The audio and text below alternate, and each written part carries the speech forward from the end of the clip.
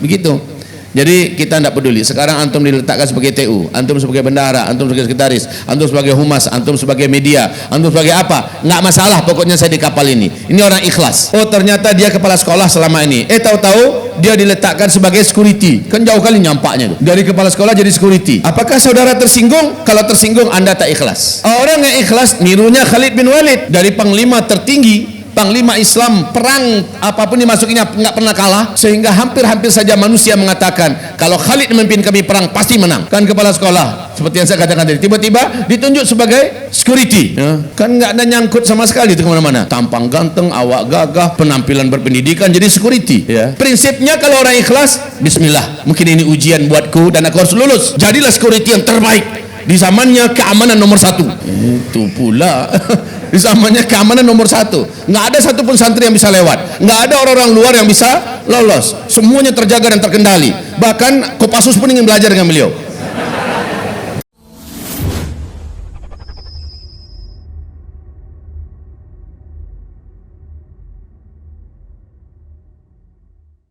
Tani di muka bumi, bercocok tanam di muka bumi untuk melihat hasilnya, insya Allah tidak berapa lama lagi ke depan. Semoga antum seluruhnya tetap eksis dengan ketegaran, ketabahan, kesabaran, dan keikhlasan. Baik, kepada seluruh kita akan maksimalkan waktu kita dengan dialog berkaitan dengan masalah-masalah yang kita hadapi di dunia pendidikan dan dakwah. Karena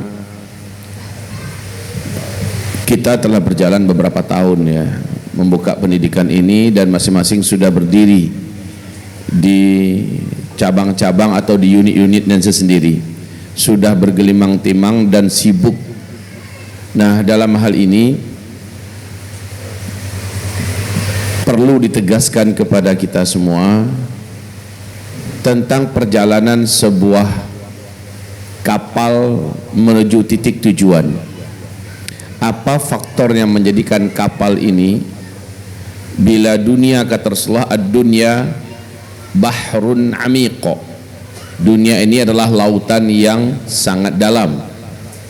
Wa qad gharaqa fihi nasun katsir, sudah sangat banyak orang-orang yang tenggelam di dalamnya. Sendirian tanpa kapal, sementara yang dia seberangi adalah laut, pasti tenggelam dan mati.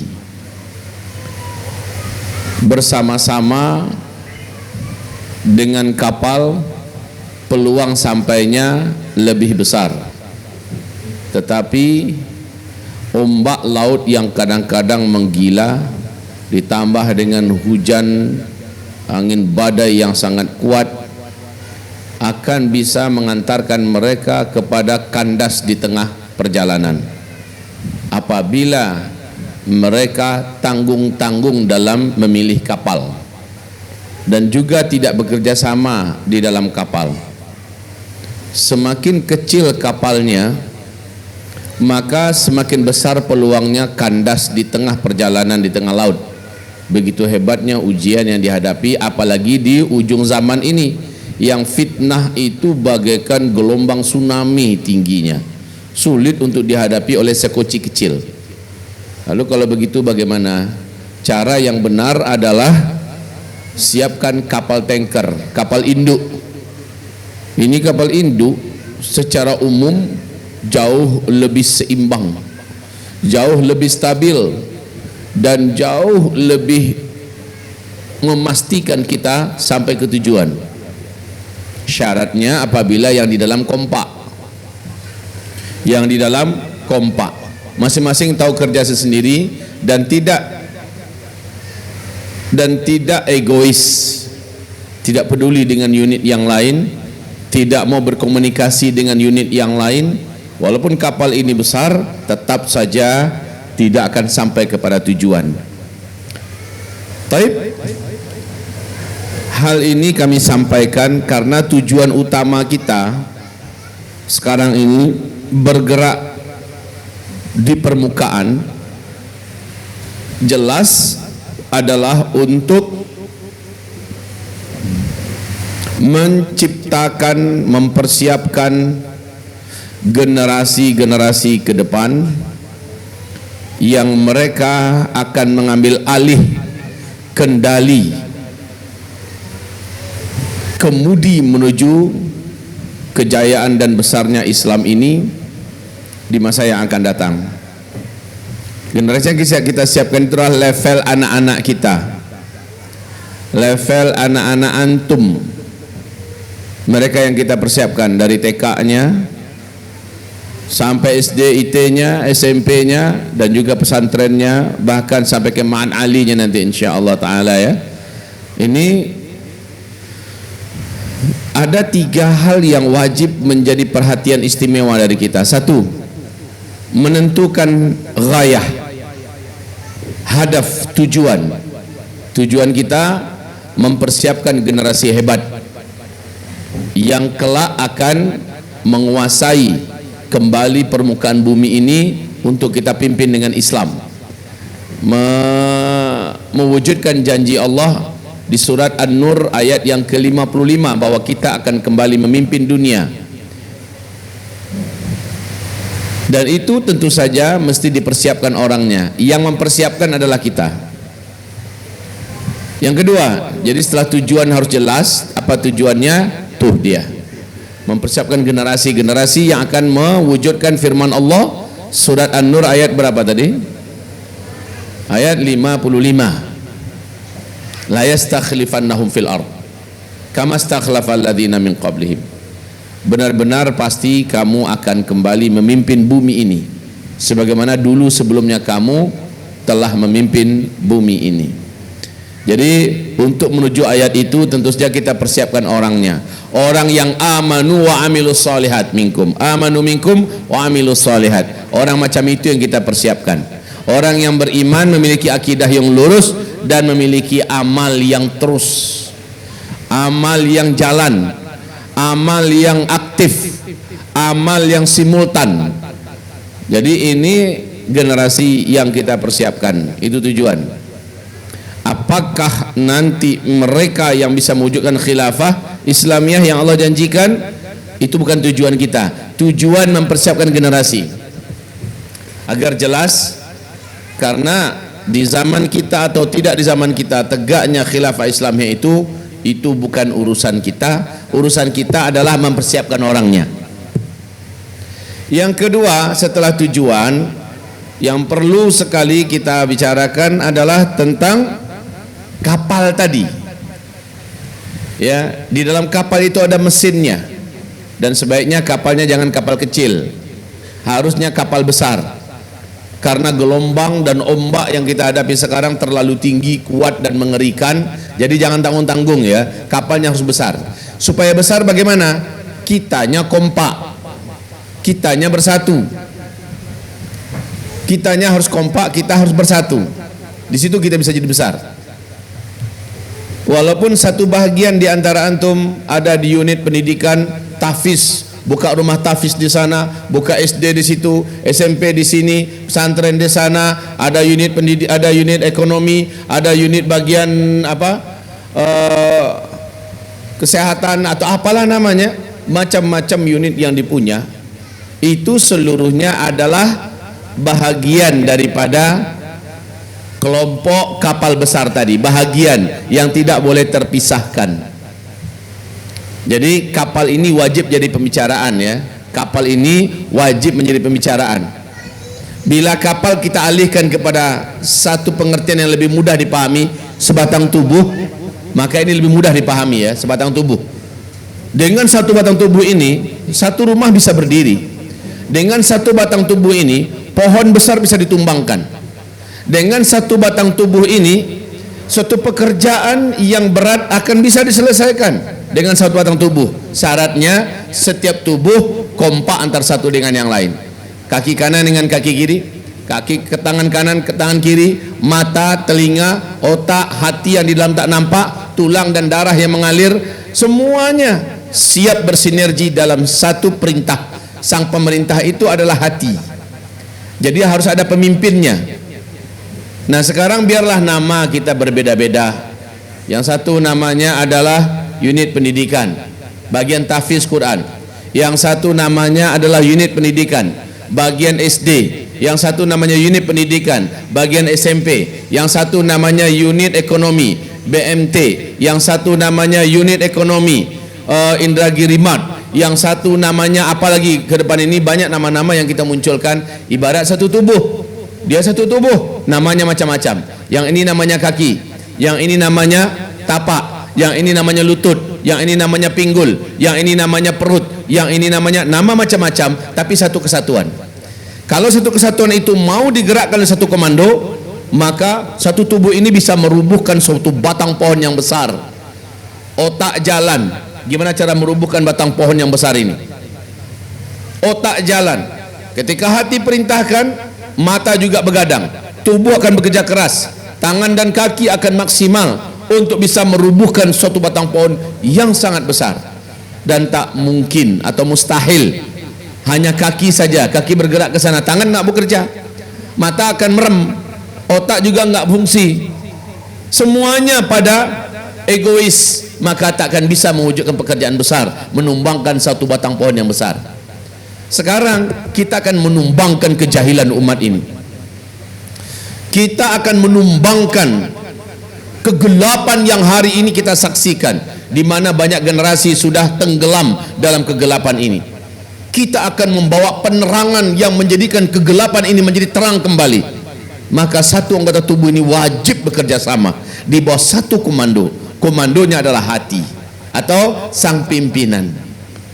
Nah, dengan ini ikhwan dan akhwat, kami peringatkan kepada antum, badan atau kapal atau bodi kalau dia kompak, orang-orangnya di dalam bergerak bersama-sama, maka insya Allah tujuan akan sampai.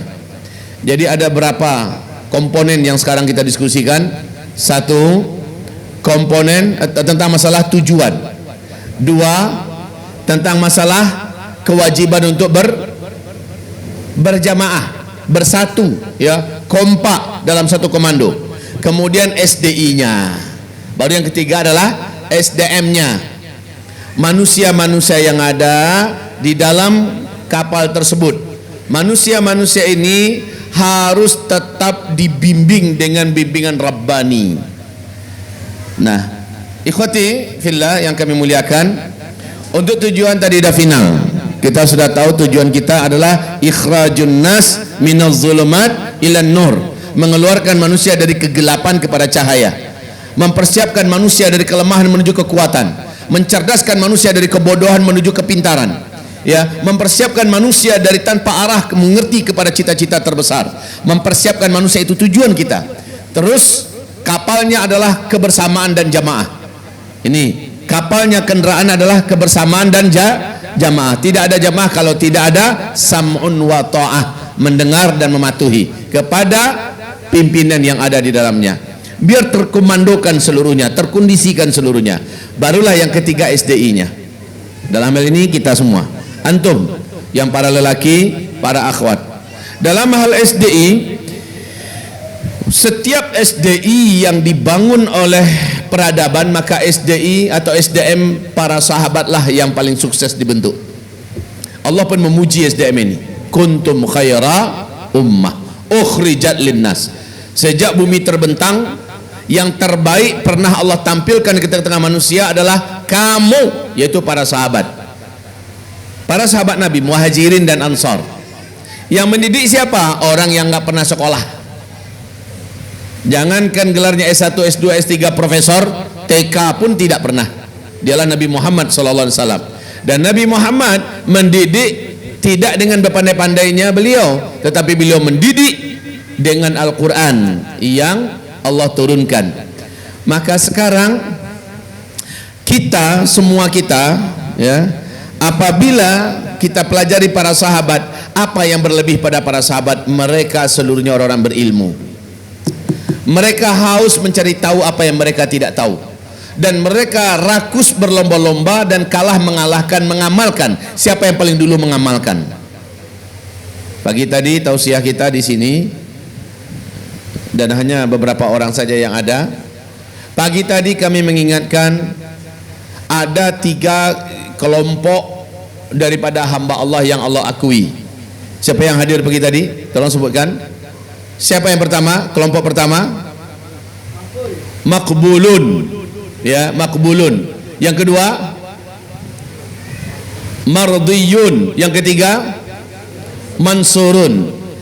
Ini gelar untuk, ini tingkatan untuk hamba-hamba Allah. Maqbulun, kalau kata orang Arab di maqbul itu anulah, daripada ndak biarlah, kan gitu kan. Bahasanya itu bahasa sudah ya, daripada ndak do biarlah bakal ya, begitu. Maqbul namanya itu. Bolehlah. Di atasnya adalah mardiyun, orang-orang yang sudah diakui, diridhoi oleh Allah. Di atasnya adalah mansurun, orang-orang yang ditolong oleh Allah Subhanahu wa taala. Untuk menjadi makbulun, semua perintah-perintah Allah yang wajib-wajib dia berjuang mengerjakannya sesanggupnya, tapi semua larangan Allah dan Rasulnya dia pasti tinggalkan. Itu yang sampai setingkat itu aja dulu dia sudah makbul, itu sudah menjadi hamba Allah yang Allah terima.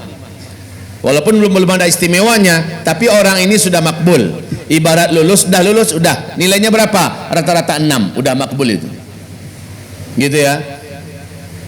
Tapi di atas itu namanya mardiyun, orang-orang yang mendapatkan keridhaan Allah Subhanahu wa taala. Nah, siapa mereka? Mereka adalah yang makbulun, semua perintah dan larangan Allah dia betul-betul sudah benar-benar harga mati. Dia tidak akan berani melanggar apapun yang Allah perintahkan, dia kerjakan. Apapun yang Allah larang pasti dia tinggalkan. Tetapi di mardiyun, semua yang sunnah-sunnah, amalan-amalan ibadah yang sunnah-sunnah di siang hari, di malam hari, apapun bentuk amalannya, dia mencintainya dan dia berkomitmen untuk menjaganya, dia kerjakan. Kemudian yang makruh, baik sifat yang makruh, amalan yang makruh, makanan yang makruh, semua yang makruh dia berkomitmen untuk meninggalkannya. Orang ini setahap ini mardiyun, orang-orang yang diridhoi, sudah berhak mendapatkan gelar radhiyallahu anhu, ya, berhak mendapatkan gelar radhiyallahu anhu. Kenapa? Apa saja yang Allah cintai dia sudah kerjakan, apa saja yang tidak disukai oleh Allah, makruh pun dia tinggalkan. Dilihat di waktu tahajud dia ada tahajud, dilihat di waktu duha dia ada duha, dilihat di hari Senin Kamis dia pasti puasa, dilihat di waktu zikir pagi petang dia sedang zikir pagi petang. Kita mau lihat dia sedang apa dalam amal soleh, lihat di waktunya, pasti dia salah seorang yang mengerjakannya. Ini level orang yang mardiyuna anhu, orang-orang yang diridhoi. Nah, level ini untuk sebatas ini sebatas orang egois ya, baru untuk dirinya. Dia udah dijamin masuk surga dan dijamin dia tidak akan diapa-apakan di alam kuburnya, di padang mahsyarnya, dijamin masuk surga. Tapi orang macam ini belum bermanfaat. Kapan dia bermanfaat? Kalau dia naik ke jenjang berikutnya, mansurun. Dia memperjuangkan agama Allah Subhanahu wa taala. Macam kita ini sekarang. Kelompok yang memperjuangkan agama Allah yang terbesar dalam catatan Al-Quran, dalam catatan Sunnah hanya dua: berjihad di medan tempur, melawan orang-orang kafir yang memerangi Islam, antara dia yang membunuh atau dia yang terbunuh. Itu yang pertama. Dan ada yang seleting dengannya di segi nilai di mata Allah. Siapa itu? Orang-orang yang berjuang di dunia pendidikan. Orang-orang yang berjuang di dunia pendidikan. Apakah dia sebagai guru, sebagai syekh, sebagai pengelola, sebagai apa saja, dan itu berat, membutuhkan pengertian, pengorbanan, perjuangan yang tanpa henti, ya. Dan mereka ini selevel dengan mujahidin. Nah, harusnya mujahidin sering ditolong oleh Allah, betul tidak? Mujahidin dalam bacaan kita selama ini selalu ditolong oleh Allah Subhanahu wa taala, betul tidak? Tapi mujahidin yang macam mana? Mujahidin yang Al-Quran selalu ada di tangannya. Ketika dia tidak bertempur, Al-Quran di tangannya. Dia sedang murajaah, dia sedang menghafal, dia sedang membaca kitab, dia sedang belajar, atau dia sedang tahajud, dia sedang duha, dia sedang puasa Senin Kamis, dia sedang berzikir, dia sedang semua amalan sunnah dia kerjakan. Ini mujahidinnya. Sekali dia berperang, Allah akan bersama dengannya. Mansurun, Allah pasti tolong dia. Tapi sekarang kita kan bukan mujahidin yang sedang perang. Lalu kita apanya? Kita orang yang setara dengan mereka, yaitu yang berjuang di medan pendidikan, di dunia pendidikan.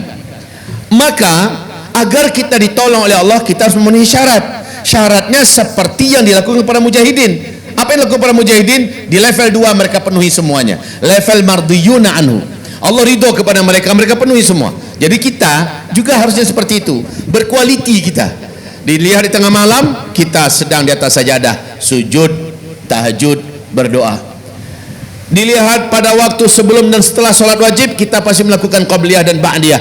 Dan kita ada di shaf pertama, sholat berjamaahnya di masjid. Kita berzikir selepas sholat dan kita rajin angkat tangan seperti para sahabat, para mujahidin paling rajin angkat tangan berdoa kepada Allah Subhanahu wa taala.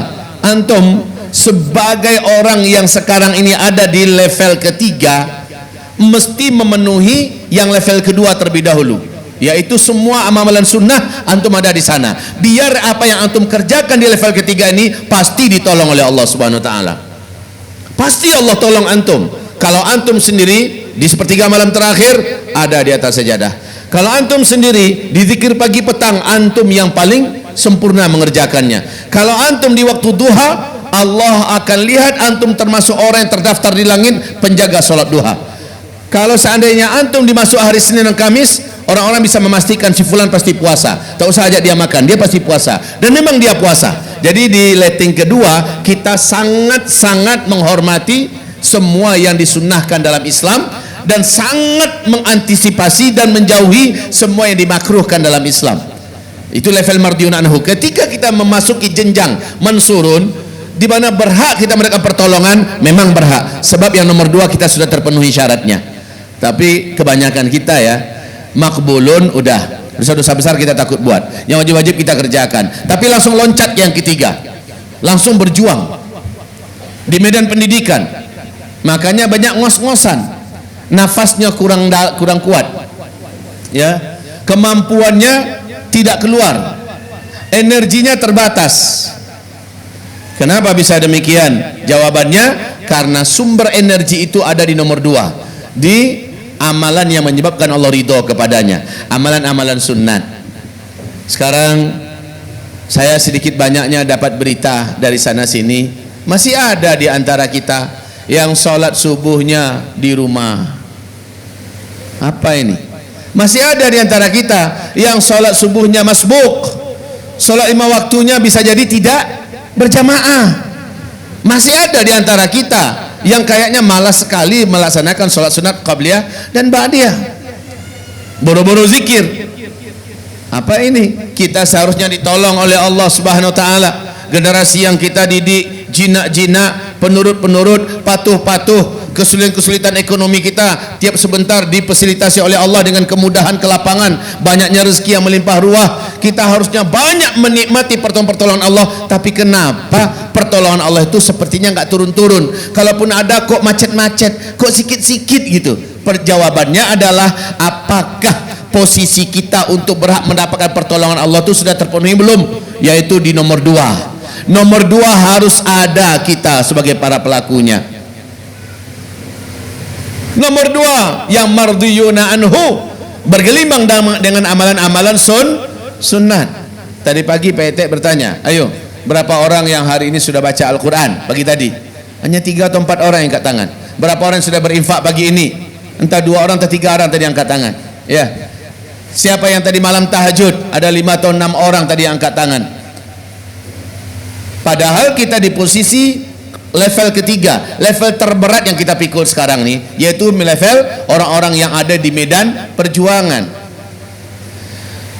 Ikhwati wa akhwati arsyadani wa iyyakumullah. Jadi di sini kita memang betul-betul sangat berkewajiban penuh untuk mengisi ketiga level ini dengan total. Level pertama kita harus makbulun dulu. Level kedua memastikan kita mardiyuna inda rabbina, yang kedua, dan yang ketiga kita mansuruna dan mansuruni. Ini alhamdulillah kita udah di posisi itu. Hanya sayang yang nomor 2 menjadi syarat untuk kita ditolong oleh Allah Subhanahu wa taala. Yang nomor 2 tadi, kalau tahajud kita lemah, duha kita pemalas, zikir kita jauh, doa kita sama sekali hampir-hampir tidak ada. Kalau nggak kejepit banget ya, maka kita jarang angkat tangan dan sebagainya. Macam mana Allah akan berpihak dan menolong kita? Bukan berarti kita tidak berpahala ya, kita ngajar selama kita ikhlas, berpahala tapi nggak ditolong. Itu jadi masalahnya. Lama kelamaan anak-anak kita dinasihati kok nggak dengar ini anak-anak ya. Lah orang yang kalau nasihati anak-anak tuh mendengar, itu menandakan Allah menolong dia. Allah jadikan kata-katanya ini ngaruh pada anak ini. Kapan kata-kata ini ngaruh pada anak? Ketika orang ini yaqumuna minal laili, ya, mereka bangkit di tengah malam, maka Allah lemparkan kepadanya qaulan ghalidha, perkataan yang berat, sehingga ketika dia berkata orang langsung tertunduk, ketika dia melihat orang langsung takut, ketika dia menasihati orang langsung menerima. Yang macam ini memberikan pengaruh yang kuat. Kenapa? Sosoknya memang layak ditolong oleh Allah Subhanahu wa taala. Kita sering nyalah-nyalahkan murid, mada mana murid kau, karengkang mana paja surang kau, ya, ndak menengangannya kecik awak doh, kareka palu siapa nyo kau, apa pula yang disalahkan lagi. Padahal pertanyaannya, tanya dirimu, ada apa yang kurang denganmu sebagai pendidik? Kenapa Allah tidak menolongmu? Kenapa Allah tidak menolongmu? Jawabannya karena engkau tidak memenuhi syarat untuk ditolong oleh Allah.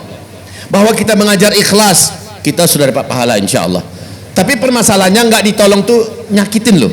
Kita nggak ditolong oleh Allah tuh nyakitin, sakit rasanya. Ya Allah, di mana engkau? Kenapa engkau tidak tolong kami dengan masalah kami? Jawabannya, kemana engkau ketika aku suka melihatmu di waktu-waktu itu? Kenapa engkau tidak ada? Aku lihat di jam tahajud engkau tidak ada. Aku tunggu di hari Senin Kamis engkau puasa, engkau tidak ada dalam daftar. Aku ingin tunggu engkau di waktu zikir pagi dan petang, aku tidak melihat engkau dalam daftarmu. Ada orang sebagai orang zikir pagi, aku menunggu engkau untuk bersedekah hari itu, engkau tidak mengerjakannya.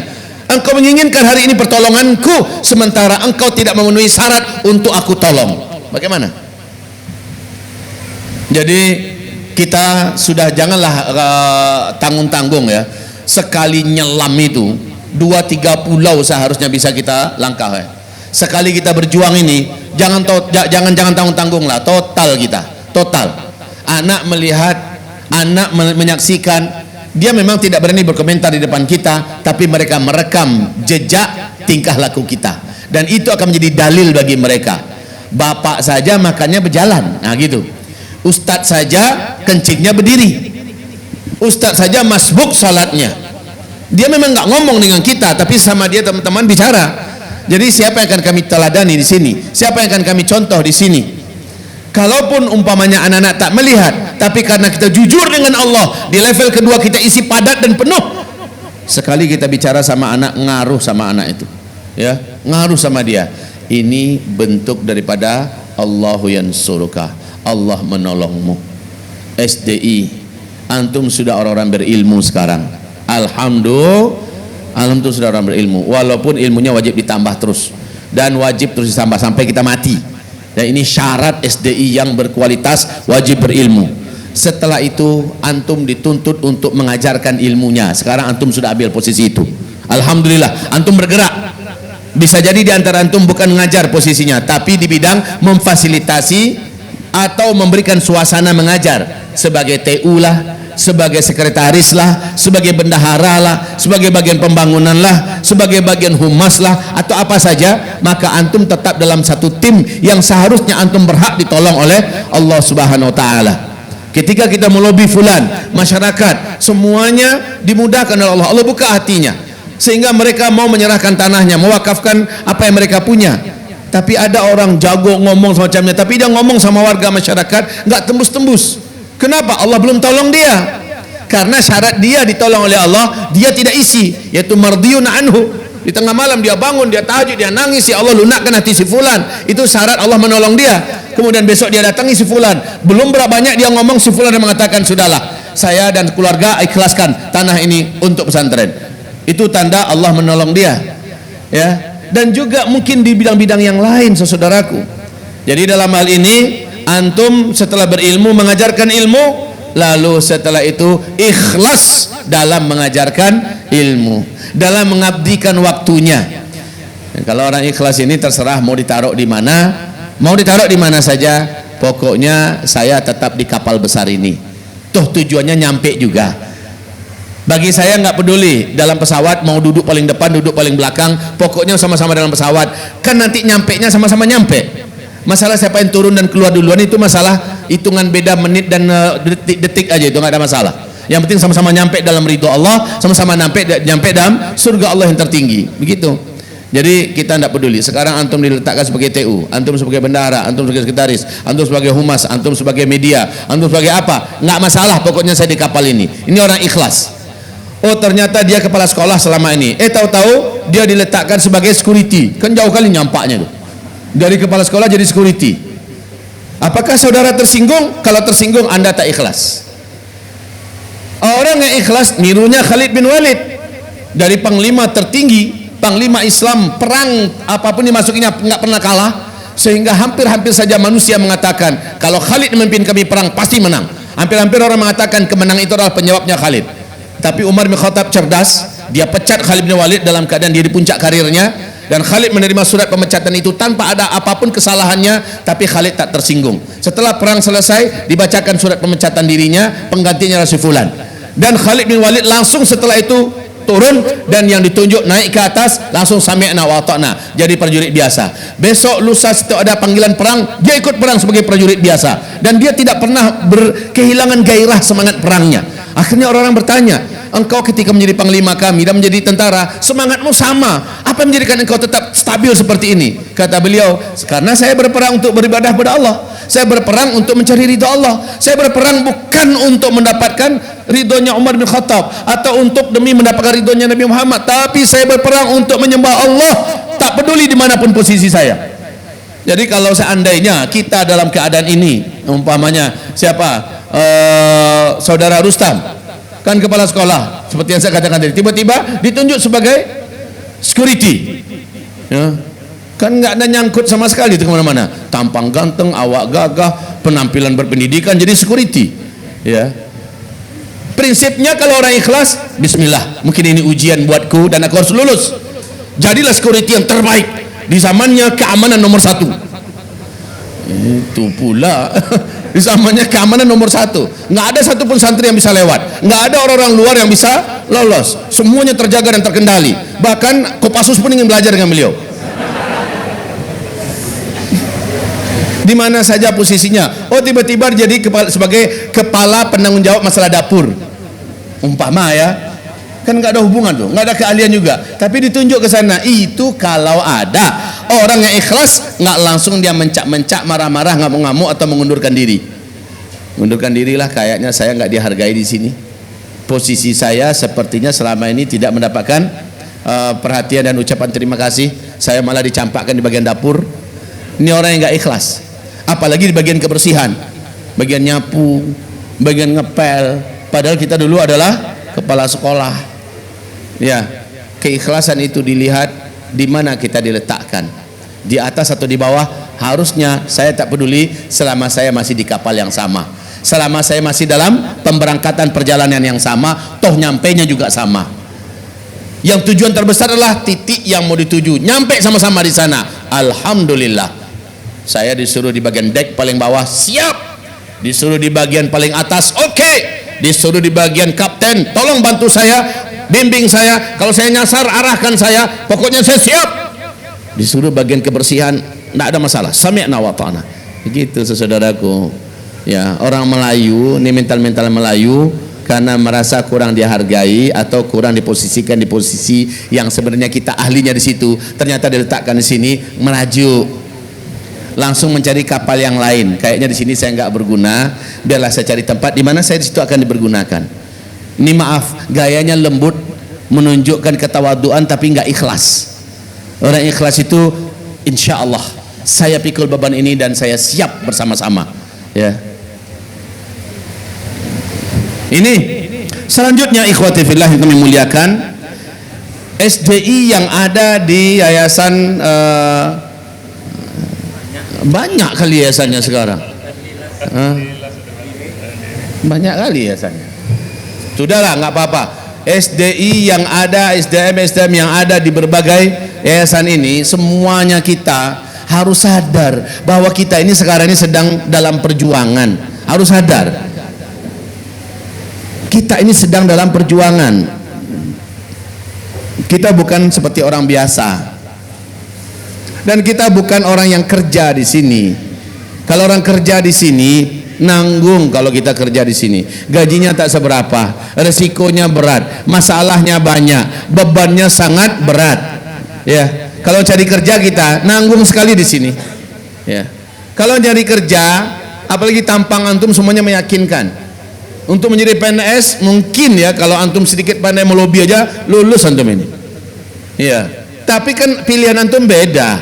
Antum melihat bukan itu, bukan yang itu yang kami mau. Kami mau ada dalam wadah pendidikan bersama-sama, dan kami berjuang bersama-sama. Dengan alhamdulillah bisa mengepul asap di dapur rumah kami. Alhamdulillah. Makan minum anak saya masih tertangani, alhamdulillah. Anak-anak saya masih bisa sekolah, alhamdulillah. Pas-pasan. Makanya Pak Dokter bilang, saya merasa cukup tenang dan nyaman dengan komunitas ini, karena mereka benar-benar militan, tangguh, sabar, siap hidup dengan serba kesederhanaan. Sesuatu yang membuat beliau percaya diri ya, merasa yakin bisa membersamai kita dalam perjalanan yang berat ini. Karena dia lihat antum semua orang-orangnya bertipikalkan zuhud. Mudah-mudahan sesuai dengan yang disangka oleh beliau ya pada kita semua. Ya. Nah, kalau mau cari kerja, tanggung. Jadi ajalah petani sawit 100 hektar beres, apalagi zaman sekarang. Udah jadi konglomerat antum. Kalau kita ngajar, ini perjuangan. Dan saya nggak mau berjuang itu secara setengah-setengah. Saya mau total, berarti full. Kalau full, bagaimana makan minum saya? Ada pihak yang memikirkannya. Dan jadilah seperti Abu Bakar As-Siddiq. Pokoknya dapur di rumah saya mengepul, yang dimakan minum pagi petang ada. Biasalah biaya yang wajib-wajib, listrik, air, macamnya ada terpenuhi. Saya akan maksimal. Nggak mau mikir lagi yang lain, nggak mau sibuk lagi dengan yang lain. Oh, anak-anak saya bisa sekolah. Ini kalau seandainya antum all out, kami yakin pihak yayasan akan berpikir bagaimana antum mendapatkan jaminan anak bisa belajar, tidak akan ada tagihan, rumah, fasilitas semacamnya disiapkan. Itu dalam kondisi ini nanti ya, kondisi ideal ya. Nah, tapi itu pasti bisa. Kalau sekarang gimana? Sekarang berapa bisanya, berapa adanya. Dulu kita berjuang di sini. Kita harus paham kondisi kita sekarang sedang berjuang. Nah, antum paham kan betapa banyak orang-orang dengki dengan kita sekarang. Betapa banyak orang yang ingin mengobrak-abrik kerapian soft ini. Bagaimana soft ini menjadi porak-poranda, menjadi bubar, menjadi kacau balau, hancur lebur. Bagaimana orang-orang dengki ingin menghabisi kita. Dan sekarang ini bila kita dalam keadaan kompak, tidak ada serigala yang berani menyerang, tidak ada harimau dan singa yang berani datang. Elang pun ketika melihat ayam semuanya berkumpul mengelilingi anak-anaknya, elang pun menyingkir mencari yang sesendirian. Sekarang selama kita kompak bersatu, merapat, semua taat dalam satu komando, insya Allah sulit setan-setan jin, setan manusia menyelinap di antara kita. Karena ada satu kesepakatan awal yang kita bicarakan tadi, kita harus ada dalam satu sistem komando yang jelas. Ya, ibaratnya kapal harus ada kaptennya di situ. Ya, ibarat tubuh harus ada hati di situ. Dan dalam hal ini jangan sekali lagi kita mau dicerai-beraikan, dipecah belahkan. Selanjutnya ikhwati fillah yang kami muliakan, nah terakhir berazam kita, saya tidak akan pernah keluar, saya tidak akan pernah lari, saya tidak akan pernah bubar, saya tidak akan selagi komunitas ini tidak menyeru kepada kesyirikan, tidak mengajak kepada kemurtadan, tidak menghalau kepada maksiat, saya akan sabar di sini, saya akan tegar tabah di sini, saya akan tunduk patuh di sini, dan saya akan berjuang sampai mati bersama-sama di sini. Selama ini bukan lembaga atau wadah mengajak kepada kesyirikan, juga tidak menghalau kepada kemaksiatan, juga tidak mengajak kepada kemurtadan, kemunafikan sebagainya. Maka kita berazam untuk sabar, tegar, dan tetap bersama-sama di sini. Secara ringkas itu dulu sebagai 3 hal yang kita diskusikan barusan. Yang pertama berkaitan dengan apa tadi? Tujuan kita mengeluarkan manusia dari kegelapan kepada cahaya, dari kehinaan kepada ketinggian, dari kerendahan kepada kemuliaan, dari kegelapan kepada terang benderang, dari kebodohan kepada ilmu, dan dari penyembah kepada makhluk kepada menyembah Allah Rabbul Alamin. Ya, dari keterbelakangan memimpin dunia ke depan, mempersiapkan generasi. Itu tujuan. Yang kedua, apa yang kedua? Harus ada dalam satu wadah, meyakini bahwa kita ini dalam satu kapal besar. Jangan kecil, kapal besar. Kalau kapal kecil sekarang tenggelam semua, harus besar. Nah, ketika kita sudah semakin melebarkan sayap ke sana kemari, buka unit sana sini, buka yayasan sana sini, tetap saja dia dalam satu kapal yang besar. Di situ ada hatinya, di situ ada kaptennya, di situ ada komando-komandannya. Mendengarnya menjadikan pemersatu kalimat, mematuhinya menjadikan perselisihan menjadi hilang. Itu cara agar kita tetap stabil, ya. Terus yang ketiga apa?